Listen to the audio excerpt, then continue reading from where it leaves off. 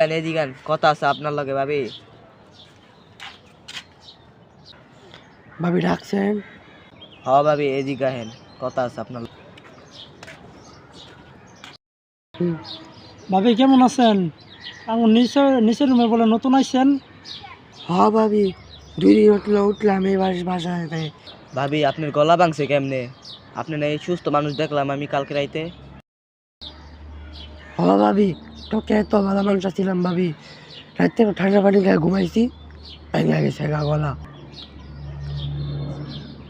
আচ্ছা ভাবি থাকেন তাহলে, রাইগা আমার ঘরে একটু কাজ আছে।